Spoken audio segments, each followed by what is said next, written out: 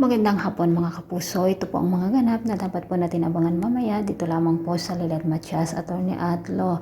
Masaya nga po ang padre na kung saan ay ang pinagbintangan ni Mrs. Soriano na siya ang dahilan ng pagkapatay ng kanyang anak dahil nga po inuurong na nito ang kaso. Samantala mga kapuso, masaya din naman itong si Renan dahil nga binigyan na nga siya ni Ira ng pera na pambayad daw ito dito sa resepsyon ng kanilang kasal.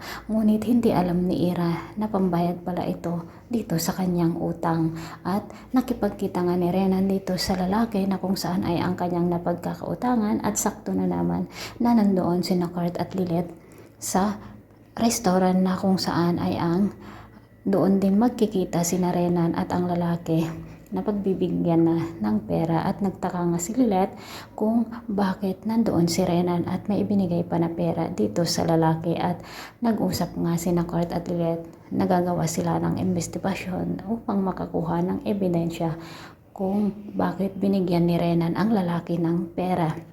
Samantala mga kapuso, meron namang isang babae na kung saan ay nawalan ng malay, at nakita nga po ito ni Lilet at tinulungan nga po niya ito at dinala sa ospital.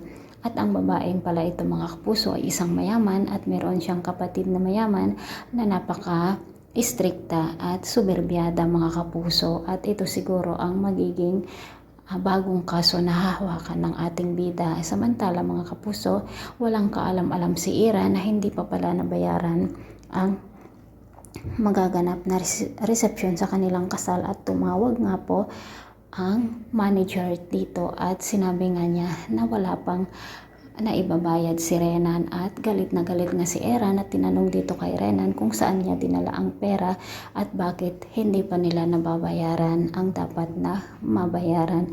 Narinig naman ni Trixie ang pag-uusap ng dalawa, kung kaya't agad naman niyang sasabihin ito kay Lilet mga kapuso.